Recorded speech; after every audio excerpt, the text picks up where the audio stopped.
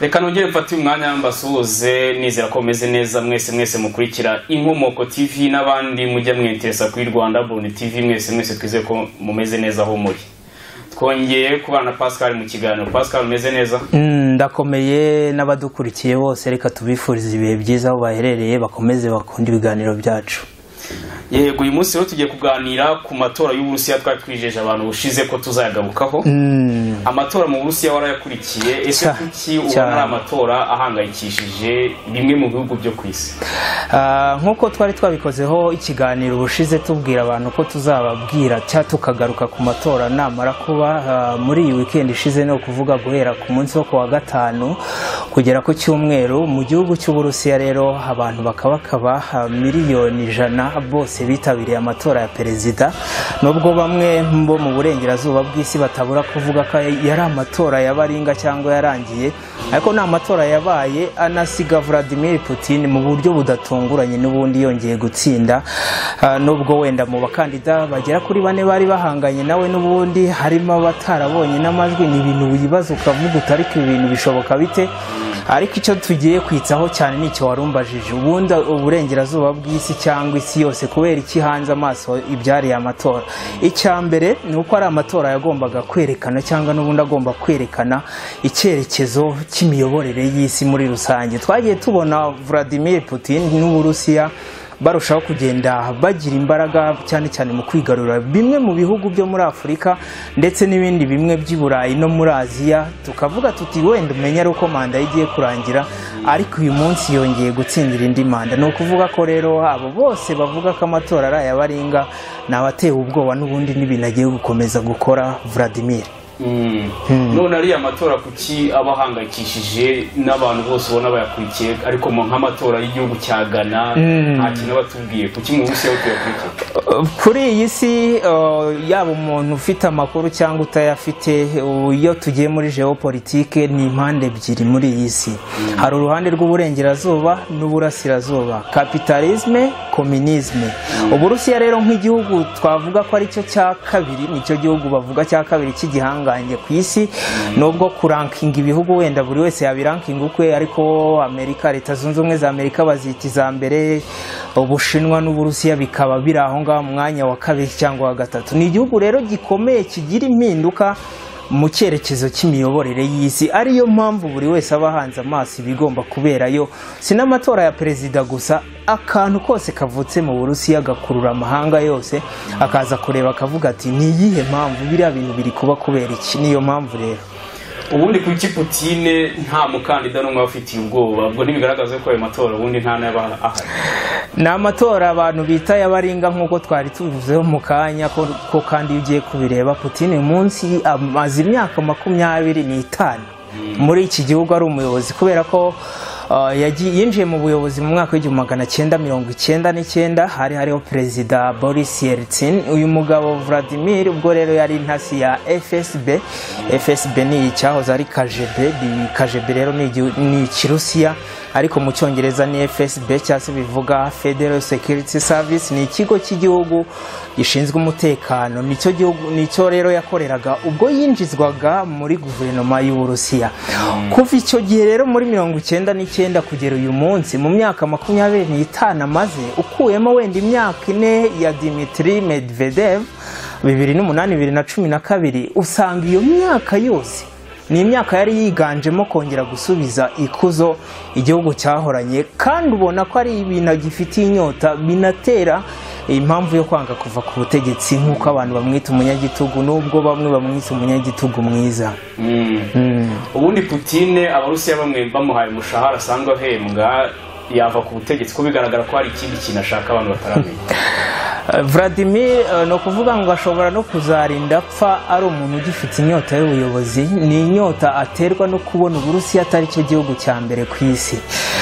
Kwanga kuva ku butegetsi, Putin ingingo nyamukuru cyangwa intego afite nyamukuru no gushaka kugira Uburusiya igihugu cya mbere ku isi mu bintu byose, igihugu cya mbere ku isi mu gisirikare, mu bukungu wenda bwo nta muntu uzi niba byapfa gushoboka ko n'ibindi bihugu bigira amapolicies atandukanye bikoresha, ariko mu gukanga isi, mu kuvuga rikijyana ku isi, arashaka Uburusiya buba igihugu cya mbere. Mu gihe rero ibyo bitazageraho, n'ubundi azakomeza hindagure amategeko y'imbere mu gihugu amwemereye gukomeza kwiyamamaza. Uyu munsi yatsindiye manda, ariko n'ubundi nta muntu ufite icyizere ko iyo manda nirangira azavaho, n'ubundi hazahimbwa izindi policies. Mu gihe Imana izaba ikimutije ubuzima, n'ubundi azakomeza kuyobora kiriya gihugu kugeza igihe imbaraga z'umubiri zizaburira. Watubwiye ko ubundi ukurikira politiki y'Uburusiya cyane, ese tanga ibimenyetso byerekana ko Putin ubundi abaturage bakimukeneye mu Burusiya. Icyambere nigeze kuvuga ingingo 3 zituma abaturage b'Abarusiya bashobora kumukunda. Icyambere, mbere yuko ajya ku butegetsi, iki gihugu cyari igihugu cyacitse amazi kuva Leta Zunze Ubumwe z'Abasovieti zasenyuka mu mwaka w'1991. Uwitwa Boris Yeltsin akayobora icyo gihugu imyaka 8 kugera muri 1999. cyari igihugu giciriritse, cyari igihugu kimeze nka za Rumeniya. Ibihugu byahoze kumwe nabyo muri Leta Zunze Ubumwe z'Abasoviete ntabwo washoboraga kuba wabitandukanya n'Uburusiya bw'icyo gihe. Aho Vladimir aziye, icyambere yabasubije ijabo. Icyo twita ijabo mu Kinyarwanda ni nk'igitinyiro cyangwa kwishyira ukizana no kuvuga rikijyana. Abo muhanganye ntibakwita umuntu uraho gusa, ahubwo ukaba uri umuntu w'igihangange. Yasubije ubuhangange rero n'igitinyiro igihugu cy'Uburusiya, cyo ni icyambere. Icya kabiri, igihugu cyateye imbere mu buryo bugaragara, haba mu masekiteri atandukanye, habe mu buhinzi, ubworozi. Ntabwo baba bateye imbere cyane, ariko baba bafite ubworozi bw'inka cyangwa se inyamaswa zitanga ibikomoka ku matungo birimo inyama n'amata, baba bateye imbere cyane. Ubworozi, ubuhinzi rero, iterambere muri tekinoloji, iterambere kandi mu bwikorezi no mu bucukuzi bw'amabuye y'agaciro na peteroli, ibyo byose byateye imbere ku gihe cya Vladimir. Ikindi, yubatse igisirikare gikomeye cyane isi yose itinya. Uburusiya kandi ndabibutsa ko ari cyo gihugu gifite intwaro nyinshi za kirimbuzi kurenza ibindi bihugu byose. Ibyo byose byabaye ku gihe cya Vladimir. Abaturage twebwe ntabwo turi mu Burusiya, tubivuga nk'abasesenguzi bibereye ku ruhande, ariko iyo urebye ibyo bintu byose bibaye biri mu gihugu kandi umuturage wenda akaba afite bya bindi by'ibanze bikenewe kugira ngo ubuzima bukomeze cyangwa bugende neza, nta muntu utamushyigikira. Yego. Kuba Putin yaratinye ko abantu bavuga ko intambara kandi idakenewe batiyamamaza, byerekana ko iyo ntambara idakenewe. Iriya yari intambara nk'uko twigeze kubivugaho n'ubundi 2020, ubwo muri Leta Zunze Ubumwe za Amerika naho hari amatora. Yari amatora bivugwa ko Uburusiya bwivanzemo ndetse bukayahindurira icyerekezo, intsinzi ikajya hitagombaga kujya. Nubwo ariko iyo ugiye kureba n'ubundi muri campaign zo kwiyamamaza muri Leta Zunze Ubumwe za Amerika, Donald Trump nubwo bivugwa ko Abarusiya bamufuje kujya ku butegetsi, ariko nawe bitewe na propaganda cyangwa icengeza amatwara yari afite yiyamamaza mu myaka ya 2015 imbere mu gihugu cye, hari abaturage benshi bamushyigikiye. Hari ubwo wasanga wenda gutsinda n'ubundi yari gutsinda, ahubwo urwo rujijo rugaterwa n'uko Uburusiya bwabijemo. Icyo nari mbivugiye nuko Uburusiya busanzwe bushoza intambara runaka kugira ngo bugire ikindi gikorwa butegura. Uyu munsi amatora ya Leta Zunze Ubumwe z'Abasovieti cyangwa Uburusiya bw'iki gihe ntabwo yigeze asakuza, ntabwo yigeze azamo imyivumbagatanyo, ntabwo yigeze yandikwa mu bitangazamakuru cyane ngo usanga abantu barimo no kwibaza impamvu Vladimir yatsinze ku bwiganze bw'amajwi bungana 87%. Ahubwo abantu bumva ko ari ibintu byabaye mu kanya nk'ako guhumbya bikarangira. Intambara rero ya Ukraine ku Burusiya ntabwo wavuga ko idakenewe. Mu gihe cyose twarabivuze, mu gihe cyose OTAN n'ibihugu biyibamo nyine byose muri rusange bitaragaragaza icyerekezo gifatika mu by'ukuri, icyerekezo mvuga ubwo no kumanika amaboko bakemera ko batsinzwe cyangwa bakazana abasirikare bakarasa Uburusiya.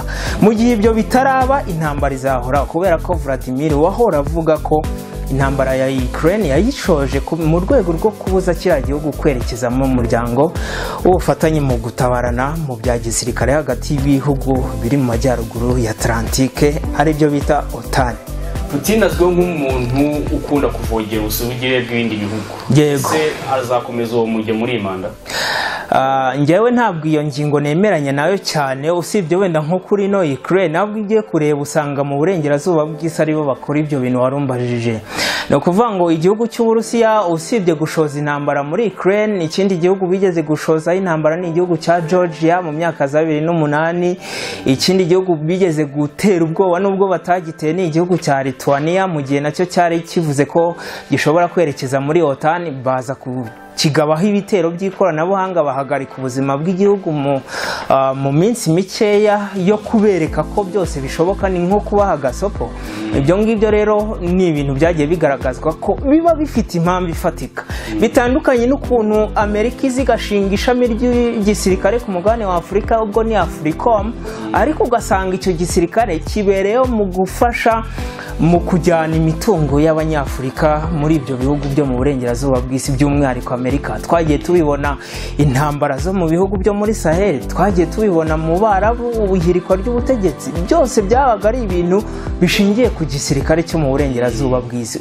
Putin rero kuvuga ko azakomeza kwibasira ibihugu cyangwa kuvogera ubusugire bwabyo, ni ibihugu bizaba mu by'ukuri biri ku ruhande rw'abanyamerika n'uburengerazuba muri rusange.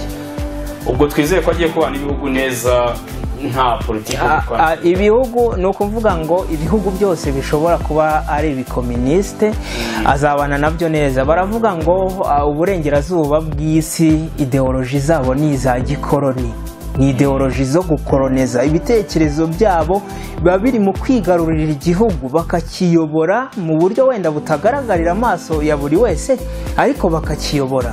Mu gihe Uburusiya n'Ubushinwa byo bivuga ko ntago bigira ideoloji zo gukoroneza ibindi bihugu. Binagaragara ko amateka yerekana ko mu kinyejana cya 20 ibyo bihugu byagiye bifasha ibihugu bimwe na bimwe byo muri Afurika kwigobotora ubukoroni bikabona ubwigenge. Ni ibihugu byo bivuga ko uburengerazuba bw'isi ni abatwara bagamije gukoroniza ibihugu, mu gihe Uburusiya bwo ni ibihugu bigomba guharanira cyangwa kurengera ubusugire bwabyo gusa, bitagamije guhungabanya inyungu z'ibindi bihugu, cyane cyane ibinyantege nkeya cyangwa ibihugu bitoya. None ibyo gwerekanya imfungwa n'uburengerazuba bimeze bite? Hanyuma Alexei Navalny nawe yari kuzoherezwa cyangwa ni amayeri yo muri politiki?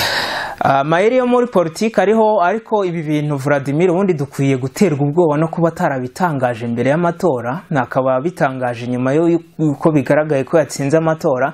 Alexei Navalny amaze gupfira muri gereza nk'umuntu utaravugaga rumwe n'ubutegetsi, abantu bose bategereje icyo perezida w'Uburusiya ashobora kuvuga nka statement agaragaza nyine uruhande ahagazeho muri urwo rupfu. Abantu barategereje baraheba. Ejo rero nibwo yatangaje ko ahubwo uriya nawe ari mu bantu yateganyaga guhererekanya n'uburengerazuba bw'isi nk'imfungwa. Ibi bintu ni ibintu bifite ijambo rikomeye, abantu badukurikiye tuzabibakoreraho ikiganiro, ariko ni ibintu byagiye biba hagati ya Leta Zunze Ubumwe za Amerika guhera mu myaka 100 ishize n'Abasoviyete bagahererekanya imfungwa. Ariko wamenyekanye cyane utuma n'ibi bintu bihora bigaruka mu bitangazamakuru ni umunyamerika witwa Edward Joseph Snowden. Uyu nguyu yabaye umukozi ukomeye cyane wa CIA, urwego rw'igihugu rushinzwe ubutasi ariko bukorerwa hanze ya Leta Zunze Ubumwe za Amerika. Anakorera n'ubundi n'ikindi kigo cy'igihugu gishinzwe umutekano cyane cyane biciye mu butasi cyitwa The National Security Agency cyangwa se NSA. Snowden rero mu mwaka w'2013 yashinjwe ibyaha byo kugurisha amabanga y'igihugu, ashinjwa kuviola itegeko ryiswe espionage 1917. Ubwo ni itegeko nyine rirwanya ubutasi ryo mu 1917 Leta Zunze Ubumwe za Amerika zashinze nyuma y'uko intambara y'isi ya mbere ivutse, ndetse bikagaragara ko izi leta zagiye zigira uruhande zibogamiraho. Zashinze rero itegeko rirwanya abakozi ba leta mu rwego rwo kuba bakorera ibindi bihugu baneka igihugu. Snowden rero yaketsweho ibyo byaha ndetse arabihamwa, ndetse yamburwa uburenganzira nk'umukozi w'ibyo bigo, birangira ahungiye mu Burusiya anahabwa ubwenegihugu. Uyu munsi Edward Snowden ni umuhanga cyane, ariko afite n'ubwenegihugu bw'Uburusiya. Hari uburyo rero ubwumvikane bw'ibyo bihugu byombi bwagiye bubaho bagahererekanya imfungwa. Biriya rero byo kuri Alexei Navalny byarashobokaga cyane, niba atari amagambo ya perezida mvuga ko byashoboka kubera ko si ubwa mbere byaba bibaye. Ese undi Alexei Navalny ni umurusiya, ni umunyamerika? Ni umurusiya mu maraso. Bari kumwerekana Amerika gusa. Ntabwo avuga rumwe na leta y'Uburusiya. Muri speech ze abantu bazikurikiraga kiriho, ni umuntu wakunze kugaragara avuga ko ari ku ruhande rw'uburengerazuba bw'isi. Akaba ari byo bintu wenda Putin ari kumwohereza muri Amerika bivugwa ko yakoranaga nayo. Kuvuga ko Alexei Navalny, hari na benshi badatinya kujya kure ngo bavuge ko yari intasi y'Abanyamerika nubwo yakoreraga mu nzego z'ubutabera z'Uburusiya. Ntabwo benshi bajyaga batinya kuvuga ko ari intasi y'Abanyamerika. Binavugwa ko rero ariho hantu ari kuzasubizwa, kubera ko ibyo bintu wenda Putin yabitangaje amaze kuvumbura icyo kintu tuvuze cy'uko ashobora kuba akorana nabo. Noneho ni umunyamerika ufite n'ubwenegihugu bw'Uburusiya? Ni umurusiya ahubwo ufite ubwenegihugu bw'Ubunyamerika, kubera ko tuvuze ko ari umunyamerika ufite ubwenegihugu bw'Uburusiya twaba dushatse kuvuga ko yavukiye muri Amerika wenda anakurirayo. Ni umurusiya ahubwo ufite na nationalite y'Abarusiya y'Abanyamerika, nk'uko n'abandi bantu benshi bagenda babikora. N'uwo Edward Snowden, hari n'indi liste ndende cyane y'abo bantu. Yego. Ese Putin yakoresha intwaro za kirimbuzi muri bino bihe turimo? Kuko ndi mu bantu nge bemeza ko atatekereza kabiri mu kuyohereza. Yego, no kuvuga ngo nk'uko kuri no si hari ibihugu bitagera no ni ibihugu nk'icumi byonyine, ariko ubundi babara ibihugu 9, icya 10 cyo ntabwo kiremezwa neza, ariko babara ibihugu 9 bitunze intwaro za nuclear, intwaro biti z'ubumara. Leta rero zunze ubumwe za Amerika nk'umupolisi w'isi, nk'uko abantu badahwema kubivuga, nicyo gihugu ubona buri gihe kiba cyerekana icyerekezo cya buri kintu. Uyu munsi Uburusiya abantu bibaza niba Putin yakoresha ziriya ntwaro, igisubizo ni yego, ariko harimo clause cyangwa ingingo ivuga ngo yazikoresha ari muri bwa buryo bwo gukura igitekerezo mu mutwe w'uwo ari we wese uteganya gutera Uburusiya. Bazita arme de dissuasion, cyangwa se ni intwaro zo kugukuramo igitekerezo. Bamwe bavuga ngo nitukurashisha ino ntwaro uzahita wibagirwa ibintu byo kuzongera gushoza intambara, nk'uko byabaye ku Buyapani muri 1945 buterwa bomba atomique mu mijyi yabwo 2. Ni igitekerezo bivugwa ko cyasize mu mutwe abayobozi b'Abayapani bari bakiriho icyo gihe, bicuza n'impamvu bagiye mu ntambara. Urumva bagiye mu ntambara bazi ko bashobora kuraswa bisanzwe, ariko iturika ryababayeho ryabasigiye isomo rikomeye. N'Uburusiya rero bivugwa ko bushobora gukoresha ziriya ntwaro ari uko uburyo bwose bwa nyuma bwo kwitabara budahari. Ni ukuvuga ngo ziriya ntwaro ni plan Z, ntabwo zishobora gupfa gukoreshwa. Erega n'ibindi bihugu birazifite, kandi ikindi ziriya ntwaro zikoreshejwe nta muntu wahomba rumwe, bose bahomba. Ariyo mpamvu kuzikoresha tubiha amahirwe makeya, kubera ko bafite indi mipango myinshi yo kwirwanaho. Byanga bikunda ukurikira geopolitike y'Uburusiya nyamukiranya mipaka. Ese kuri buri mugabane ubona Putin ari ibihe bihugu akeneye kugira ngo ibyo yifuza mu gukinagaza imbaraga za Amerika bigerweho? Dore ku mugabane w'Iburayi ubona ari ibihugu byabimufasha? Igihugu ku mugabane w'Iburayi, ibihugu wenda avuga rumwe nabyo ni ibihugu wavuga ko bikomeye mu rugero, ntabwo bikomeye ku rwego rwa Leta Zunze Ubumwe za Amerika, ariko nibaho ashyigikiwe n'ibihugu twavuga byo mu burasirazuba bw'amajyaruguru y'Uburayi. Ubwo nimvuga uburasirazuba bw'amajyaruguru bishyigikiye Uburusiya cyangwa biri kumwe nabyo, icyambere ni igihugu cya Turukiya. Kiriya ni igihugu gikomeye cyane nacyo mu bijyanye n'igisirikare ndetse n'ubukungu. Ni igihugu nubwo kigenda kibasirwa n'ibiza, ariko ni igihugu gikomeye bitewe n'uko uyu munsi gifite ijambo mu ntambara iri kubera mu burasirazuba bwo hagati, kandi gihanganye na Leta Zunze Ubumwe za Amerika. Ku mugabane w'Iburayi ntabwo hakeneye ibihugu byinshi, ahubwo ibihugu byinshi akeneye n'ibyo muri Aziya. Nimba Ubushinwa buri ku ruhande bwe nk'igihugu gikize haba mu buryo bwa gisirikare n'ubukungu, akaba afite igihugu kivuga rumwe, igihugu cya Korea y'Amajyaruguru, ubwo ni Repubulika ya Rubanda rw'Abanyakoreya niko bayita, Repubulika y'abaturage ba Korea nyine, ubwo ni Korea ya Ruguru. Icyo gihugu nacyo kivuga rumwe nawe. Ikindi nuko ibihugu akeneye, nubwo turi kwibanda ku mazina yabyo mbere na mbere, ariko akeneye ibihugu bifite stabilité économique mbere na mbere, kubera ko twabonye ko intambara muri iyi si, intambara zigezweho cyambere zitsindwa n'ubukungu. Uko uhagaze mu bukungu nibyo bitsinda intambara. Uyu munsi ibihugu bimwe na bimwe bitsinda imitwe y'inyeshyamba bikayinesha atari uko biyirusha abasirikare cyangwa abarwanyi, ahubwo kubera ko byayirushije intwaro zigezweho bikayitsinda. Uyu munsi Putin nk'umuntu uzi ubwenge cyane, umugabane wa Afurika n'umugabane munini, banavuga ko mu mateka kwirengagiza no muri jewe isanzwe kwirengagiza umugabane wa Afurika bitewe n'ukuntu ungana n'abaturage ufite ntabwo bishoboka. Umugabane wa Afurika ubarirwa muri miliyari imwe na miliyoni hafi 300 z'abaturage. Ni abaturage benshi. Umugabane wa Afurika niwo mugabane ufite abaturage bakiri batoya kurenza indi migabane. Urwego rw'umuryango w'abibumbye cyangwa n'ishami ry'umuryango w'abibumbye rishinzwe abaturage ku isi ryanavuze ko mu myaka nk'icumi iri imbere ushobora kuzajya ureba mu bantu 10 bari ahantu hamwe ugasanga harimo nibura abaturage 3 b'abanyafurika. Ubwo no kuvuga 1/3 cy'abantu bari hamwe bashobora kuzajya baba ari abanyafurika bitewe n'uko ari umugabane ufite abantu bagifite ingufu. Gushaka gukorana nawo cyangwa gusatira gukorana nawo cyangwa nyine kugira ubufatanye buteye imbere n'umugabane wa Afurika harimo kwigarurira ibihugu no kumwumva abayobozi b'ibyo bihugu akaba yakorana nabo mu rwego rw'uko azabakenera mu gihe kizaza. Umugabane wa Afurika ufite ibintu indi migabane yose ikeneye. Uyu munsi turakennye, baranadukoloniza, baraza bakadukora ibyo bashaka, ariko uyu munsi nta mugabane wapfa gusanga urimo umutungo kamere kurusha Afurika. Nubwo wenda imigabane minini nka Aziya n'ubundi naho bihari, ariko ubusanga bibarwa n'ubundi ku butaka bwa buri bihugu. Naho hari ibihugu byinshi biteye imbere, ariko muri Afurika usanga hari umutungo kamere mwinshi kurenza ibihugu biteye imbere. Ariyo mpamvu rero gushaka gukorana n'ibyo bihugu byo muri Aziya na Afurika ni ikintu kizamufasha kugenda aganza ingufu z'Abanyamerika n'uburengerazuba bw'isi gahoro gahoro. Uko byatangiye ntabwo twari tuzi ko uyu munsi byagera aha ngaha bigeze ku rwego yakwishimira.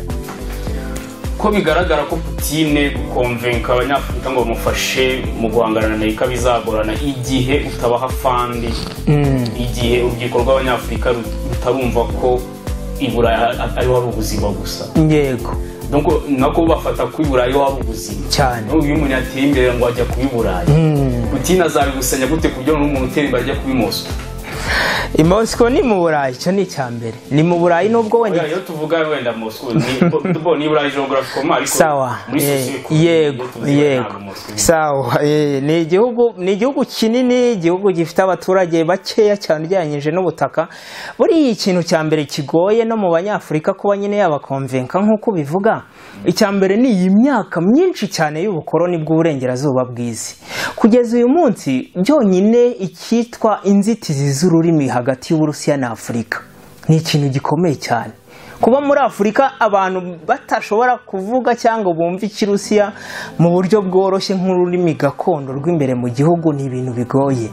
Vladimir iyo ari kuganira n'itangazamakuru mpuzamahanga ashobora kuvuga Icyongereza, ariko iyo arimo aravuga ibijyanye n'igihugu cye cyangwa bibwira b'imbere mu gihugu n'abamahanga makeya atabwira bari abahanganye nawe akoresha ururimi rw'imbere mu gihugu. Nawe arabizi ko ari ibintu bifata igihe kirekire, bizafata imyaka kubera ko nimba ibihugu byo mu burengerazuba bw'isi bimaze ibinyejana birenga 2 bikolonije umugabane, ntabwo ibyo bintu byahinduka mu minsi mikeya.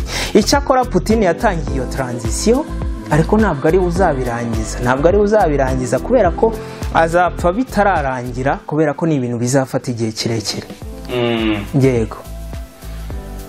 Ibintu byose bikorwa n'ubukungu. Ko bigaragara ko ubukungu tugenderaho ari bari abantu babukora twita Abanyaburayi, twita Global North cyane. Bivuga ngo bashaka gushyira mekanizme z'ubukungu, babona Uburusiya bamaze kuyadabuta bakahita bazana bajya mu laboratoire bagahimba indi fomu ya ekonomi cyane, kandi ugasanga isi yose isijya muri uwo irayoboka. Niba mugiye muri uwo mujyo rero urumva babatanze resulti, mwebwe muraguma mugendere mu byabo. Nuko bimeze. Hari amakuru avuga ko bashaka guhimba uburyo bwa ekonomi bundi igihe Putin yakwadabuta ubwo ubusanzwe. Yego. Ese ntibyaca intege none Abarusiya mu guhangana nabo bantu? No kuvuga ngo Uburusiya nk'igihugu giteye imbere cyane muri tekinoloji, ibyo nabo barabitekereza, kubera ko transition yo gushaka kubirindura uburengerazuba bw'isi, reka tuvuge muri Afurika cyane cyane, ibyo bintu byatangiye nyuma y'ihirikwa ry'ubutegetsi bwo mu Barabu cyane cyane ibyiswe Printemps Arabe guhera mu mwaka wa 2012 kuzamura, nibwo ibyo bintu byatangiye cyane. Nubwo ibyo bihugu by'Uburusiya ndetse n'Ubushinwa bitahoyemye gukora gukorana n'umugabane wa Afurika gahoro gahoro, ariko uyu munsi ni abantu bamaze kwerura kugeza ubwo Vladimir atumiza inama n'umugabane akakira abajenerali bahiritse ubutegetsi muri Afurika. Urumva arimo arashaka kubigarurira, arabizi ko abantu ahanganye nabo ni abahanga ku rwego rushobora kuba runamurusha mu bijyanye na tekinoloji. Ariyo mpamvu icyo kintu nawe atabura kugitekereza. Ahubwo ngewe ntekereza ko ikintu azakora, abanyaburayi nibamara guhimba ubundi buryo bwa ekonomi buganza nyine cyangwa buca intege Uburusiya nyuma yo kwigarurira ubuhari, ntekereza ko bizabanza guterwa na reaction abo ngabo abagenerwa bikorwa bazagira. Icyo ni icyambere. Nimba uyu munsi muri Afurika, reka dutanga urugero rw'ubukerarugendo. Niba ubukerarugendo uko tububona, inzira bukorwamo, uko bukorwa nyine byose uba usanga ari ibintu bishyira imbere imico yo mu burengerazuba bw'isi. Iyo twaba tureba ku mateleviziyo, twaba dusoma ibinyamakuru, hose usanga inkuru cya kibazo cy'ururimi rugoye, dukoresha indimi zo mu burengerazuba bw'isi. Bahora bahimba nyine uburyo bwatuma tutava mu murongo wabo, kandi kuvamo biragoye. Icyo rero Putin yakora cya mbere ni ukubanza akigarurira uburyo buriho uyu munsi. Nabyo ntarabishobora, biri mu nzira ariko ntibirashoboka. Namara rero kubigeraho nibwo ashobora gutangiza nawe izindi polisi niba bifitiye ubushobozi, mbere yuko abo bazikora akaba yabikora avuga ati ndi nko mwigerageza, ariko nanone igerageza rijyana n'ibikorwa. Kumwe umuntu yubaka inzu akanayibamo itaruzura, akayuzuza ariko anayibamo. Ubundi umuntu wese uri hano ku isi arabizi neza ko demokarasi ari ikora ibintu byose no kureka abantu bakishyira bakizana mu bijyanye n'imitekerereze. Ese igitugu cya Putin ntabwo kizatuma hari ibintu atabasha kugeraho? Igitugu cye imbere mu gihugu nta kintu cyamubuza kugeraho, kubera ko iyo urebye ukuntu inzego yazubatse mu gihugu imbere, usanga nta bw'inyigamburiro buhari bw'umuntu utavuga rumwe nawe. Aho ngaho rwose ibintu bigeho umucyo imbere mu gihugu, uba umwemera cyangwa utamwemera utegetswe kuyoboka. Twagiye tubona ingero nyine z'abantu bagiye bapfa mu buryo butunguranye, kandi ubona ari abantu bo hejuru ku gasongero muri za mpande zitavuga rumwe n'ubutegetsi bwa Vladimir. Hanze y'igihugu rero kino gitugu cye nicyo kiri gukora, kubera ko ubwo butware bwose arimo kwigarurira cyangwa ayo matwara arimo aragenda yinjiza mu bindi bihugu agafata, ntabwo yaca mu nzira ya diplomasi y'ibiganiro. Ni inzira yo gushoza intambara ukarasa, abantu bakabona ko bakwiye kugutega amatwi. Duha ishusho y'uko ubukungu bw'Uburusiya n'ubukungu bw'Uburayi biri kubyigana binyuze muri BRICS, n'ibyo twita Global North. Yego, ishusho ya mbere buriya turatanga urugero, turifashisha urugero rw'ibihano by'ubukungu Uburusiya bwafatiwe nyuma yo gushoza intambara mu gihugu cya Ukraine, bagahagarika intwaro, bagahagarika ibintu byose babugemuriraga barabihagaritse. Ariko bibagiwe ko igihugu bafatiye ibihano by'ubukungu cyari kimwe mu bihugu n'ubundi nabyo bifite ibintu bibaha. Duhora dutanga urugero kuri gazi. Uburusiya nta gihugu kuri ino si ya rurema kiburusha gucukura no gutunganya gaze nyinshi ku isi. Ikigo cya Gazprom ni ikigo cyabo nyine birumvikana cyakomeje gukora kinaderivaringa cyangwa gitanga gaze ku bihugu byo hanze y'Uburayi ndetse no mu Burayi, ndetse na bimwe mu bihugu byari byarafatiye icyo gihugu ibihano. Ahubwo ibyo ngibyo warumbajije, reka tubivuge dushyizemo Ubushinwa. Uyu munsi Ubushinwa ntabwo buri ku ruhande bw'ibihugu byafatiye Uburusiya ibihano by'ubukungu, kandi Ubushinwa ni igihugu gikize cyane. Nimba igihugu cy'Ubushinwa n'Uburusiya bivuga rumwe, biri ku murongo umwe, bivuze ngo ibihano by'ubukungu ntabwo bigishoboka, kubera ko ibyo bihugu ubwabyo bifite ubushobozi bwo kubaho bidakeneye ibintu biva mu Budage, mu Bufaransa, muri Amerika, kandi bikabaho. Uyu munsi rero ekonomi zombi ziri kubyigana, kubera ko kera mu myaka yashize, sina kera cyane, uburengerazuba bw'isi bwafatiraga ibihano by'ubukungu igihugu kigahita gisenyuka kikazamo intambara, kubera ko icyo gihe ibintu byarashobokaga cyane, byari binaremereye. Uyu munsi rero ibihano by'ubukungu nimba bidakora, ni ukuvuga ko ekonomi y'ibyo bihugu byombi n'abandi babyishingikirizaho nk'izo za Turukiya na Korea y'Amajyaruguru, ekonomi zabo zirimo stability, zimeze neza. Niyo mpamvu rero twavuga ngo ubwiganze bw'uburengerazuba bw'isi mu bintu byinshi buri kugenda butakaza imbaraga, bitewe n'uko Uburusiya bwariteguye mu mpande zose. Ko bigaragara ko peteroli y'Uburusiya rwose mu minsi iri imbere izagwa mu mazi. Gashira urabona ko ba nyiri ekonomi yo guforoma ubundi buryo bwa energy. Yego, ubwo ngubwo Uburusiya peteroli ntabwo izabura amasoko. Peteroli iramutse ibuze amasoko niyo yabura, reka tubare yabuze amasoko. Peteroli ntabwo izabura amasoko ngo na gazi ibura amasoko, zahabu ibura amasoko, ingano zibura amasoko. Uyu munsi ubuzima bwa buri munsi bw'abatuye isi bushingiye ku kurya. Umuntu wese udukurikiye adukurikiye kubera ko yariye cyangwa ashaka kurya. Kurya nicyo kigenga isi.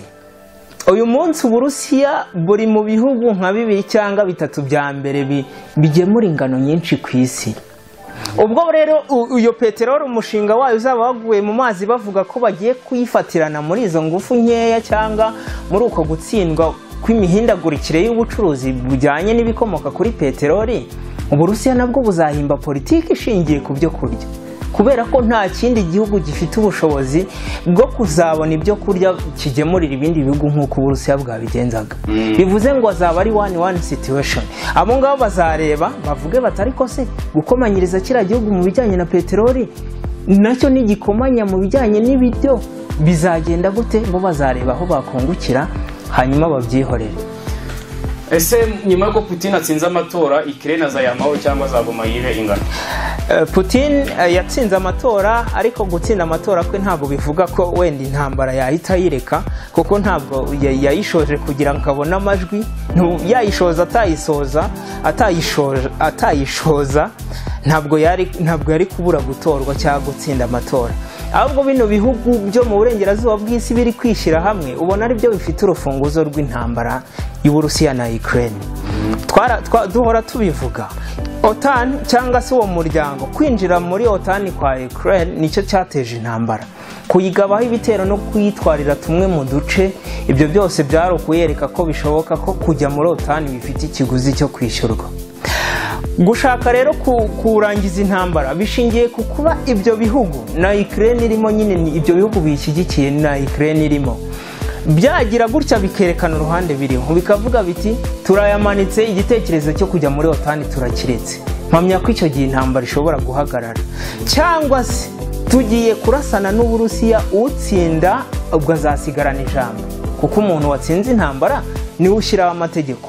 Ntabwo abantu bagiye bakurikira imbwirwaruhame za Donald Trump muri iki gihe cyo kwiyamamaza, nubwo abantu wenda bakunda kumwita umunyarwenya cyangwa umuntu uvuga ibintu biri bizarre bisa n'ubusazi, ariko yaravuze ngo abona Perezida Volodymyr Zelensky ari umucuruzi kurusha uko ari umuyobozi w'igihugu.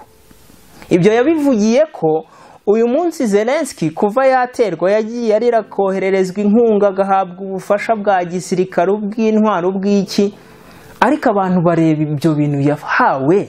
Mu by'ukuri nimba Ubufaransa bwaragufashije, Ubudage, Amerika, OTAN yose ikaba yaraguhaye intwaro ikaguha n'ibiki, ibyo bintu niyihe mpamvu bidafite icyerekezo ngo byerekane nyine ubushobozi bw'ibyo bintu mu ntambara? Intambara uyitsinde cyangwa uyitsindwe bigaragare ko ntacyo bakoze. Trump rero niho ahera avuga ko uriya mugabo agamije gukomeza kuyobya uburara, abantu bakibwira ko wenda ari mu ntambara cyangwa ari mararira. Ni wa mwaye Trump yamwiswe wa mwana murizi udakurwa urutozi, ngo avuga ko azakomeza kurira, bakomeze bamuhanga amaso, bamuhe n'ubwo bufasha, ariko mu by'ukuri ntabwo intambara ya Ukraine ishingiye ku bushobozi buke bw'intwaro, niko bivugwa. Kandi nawe iyo ubirebye niko ubibona, kubera ko Uburusiya bwo buyitwara gakeya, kubera ko igitekerezo cyo kujya muri OTAN mu gihe kitarashyirwa mu bikorwa nta kintu Uburusiya bibutwaye. Yego, reka dusoze rero dushimira n'abadukurikiye. Hari umukunzi wa channel Inkomoko TV yanyandikiye ambwira ko twazaganira ku nkomoko y'ubuzima hano ku isi, by'umwihariko twibanze ku nkomoko ya muntu, duhereye ko twita Homo erectus, tukagera ku muntu w'uyu munsi bita Homo sapiens. Nawe utarari muri icyo kiganiro. Murakoze cyane.